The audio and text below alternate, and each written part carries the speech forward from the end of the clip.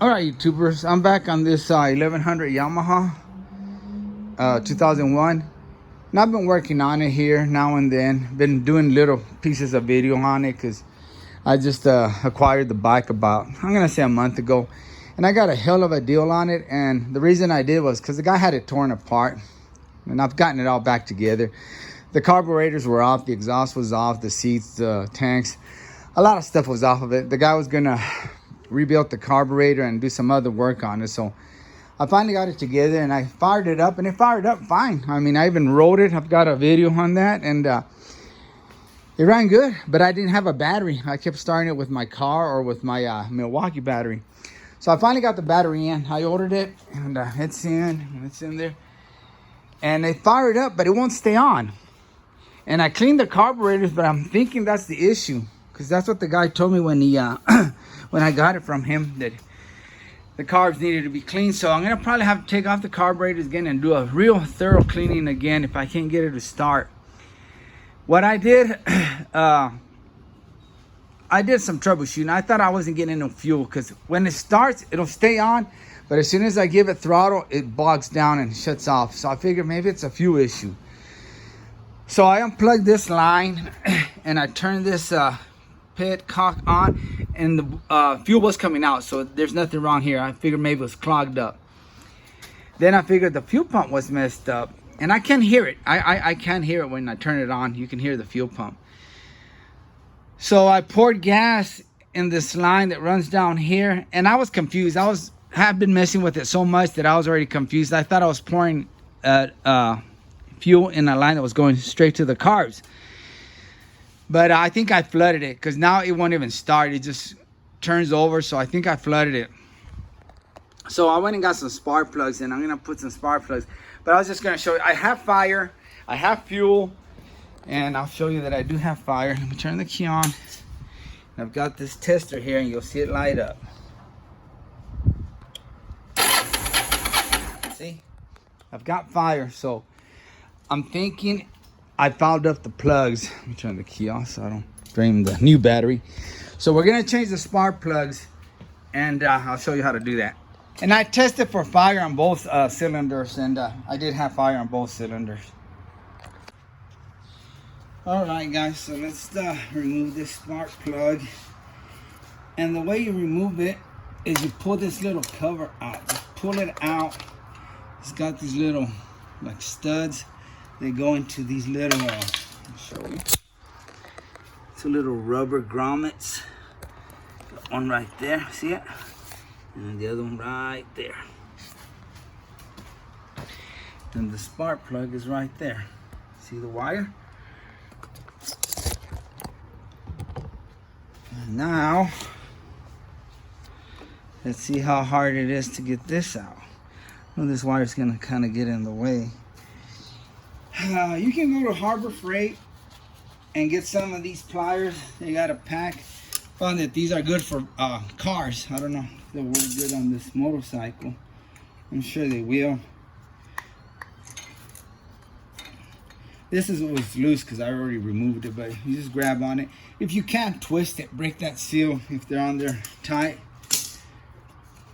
And then you're gonna probably need a swivel, some kind of swivel on there, and it's that big socket. That is going to be the small one. It's the 3/16.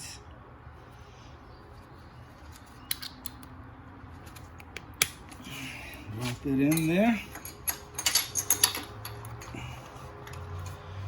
Put my ratchet on it. We'll take a look and see what's going on with the. Well, that wasn't even tight. We'll see how the other one looks, but that wasn't tight at all, guys. They say it's been a while since I worked on motorcycles. I did have a bike, but it was a very unforgiving bike. It was a chopper, kickstart, hardtail. It would tear you up, man. It'd take forever to start, and long rides, it'd tear your kidneys up. I had to wear a kidney belt. All right, and yeah, they do look bad. Wow. All right, let's get the new ones. All right, guys, and on the spark plug gap, you want to be at between 0.7 and 0.8. And wow, I actually get to use the other side now of this thing, but it's all worn out. I use it for vehicles, the cars. I don't know if you can see the numbers. They're all worn out, but here's you got 0.6, and I don't have my glasses on, and 8. And these are right at 7. Let me get it in there. Pretty close to 8, I guess, or I can't really see, but they're right there. And I just wanted to, I always take an old spark plug when I don't know what gap they have to be, and I go by that. And I already checked these new ones, and they are at 7 right there. My eyesight ain't that good, guys, so I'm having a hard time seeing. But anyway, they're good. They're gapped properly. And that's just a habit I have. I always like to double check them. I know they come already pre-gap, but I just like to double check them. They come with a little cardboard on the back, so when they're shipped, they don't accidentally close when they bump around. But I always double check them. And they're the exact ones. I went to AutoZone and picked up a couple of them. That's one good thing about them. I'm used to getting 8 or 6 for vehicles. Now I can only get 2. Trying to focus here.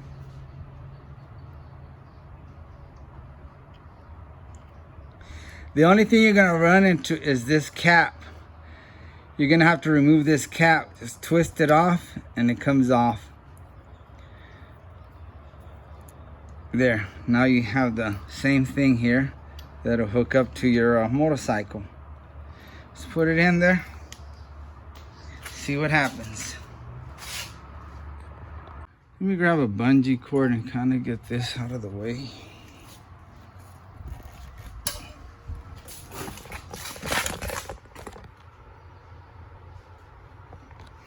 All right, I think that'll work. Let's grab the spark plug, and you may not need a swivel or wobble, but I used one. Drop it in there, be careful, and just hand tighten it first. Make sure it grabs, the threads are on there. You're not cross-threading it, or you will be in trouble. And I feel it grabbing right now. It already grabbed, so let me tighten that up. Okay, now I can put the ratchet on it.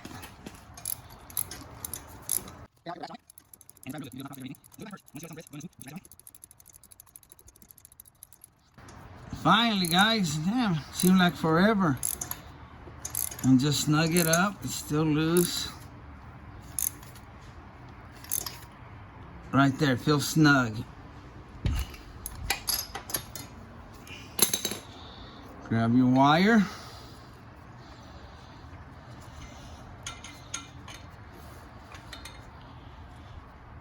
And plug it in. Hear it snap. It's in. Nope, it's not. There we go. Now it is.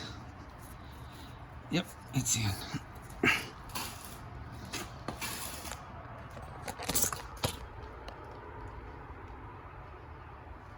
Now we put the cover back on.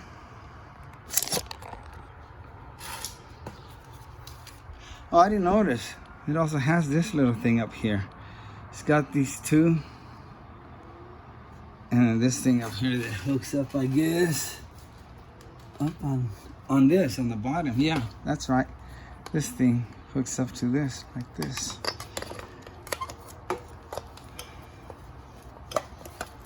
Line it up and smash it in there.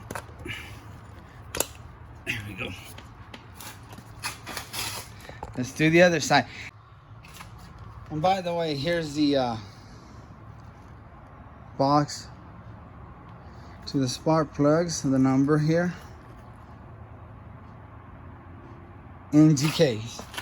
That's what I usually use for my vehicles too. And we're gonna take this little chrome cap off again. And I think this side's a little bit hard to get to. You might have to remove your tank. I don't know.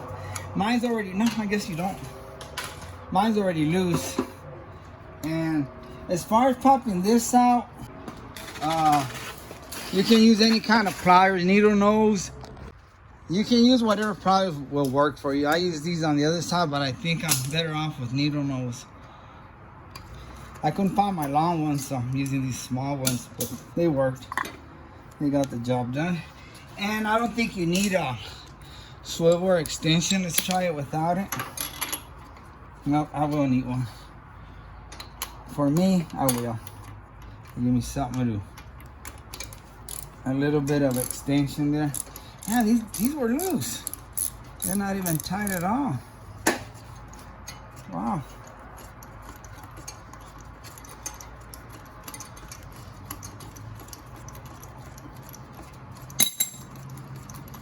And yeah, they were dark. They were black from too much fuel, see?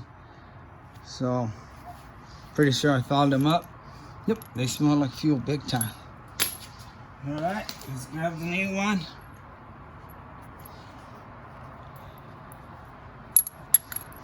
This is the first time I had to use the big socket. Usually every car I work on, it's the small one. Slowly put it in there. You don't want to drop it where you'll hit that little metal piece and cause the gap to close or something. Then you won't have the correct gap. There we go. Found that hole. The slot. That sounds better, the slot.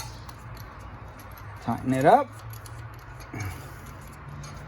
And once you get resistance where you can't tighten no more with your hand, bust out with the ratchet, which is now. Don't forget to switch it.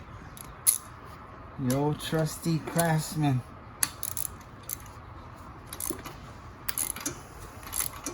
But yeah, they were loose. Okay, now it's getting hard, and let's squeeze that washer in there. All right.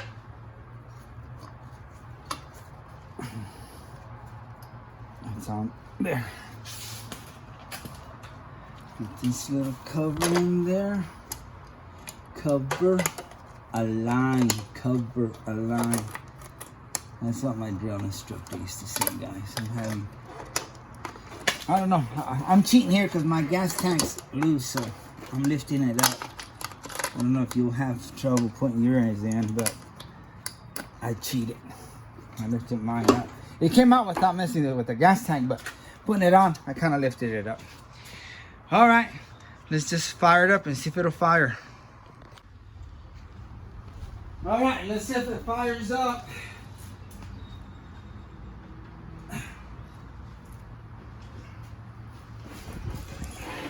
And don't flood it this time.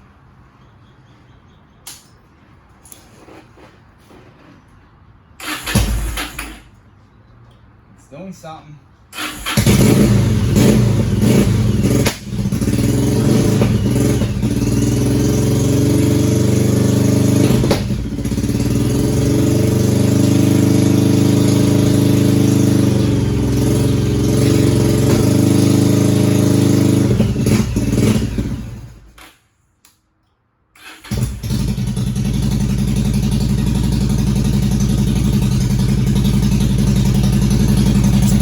That was part of the problem, guys. The spark plugs were fouled up. I flooded it. Now it's running, and let it warm up.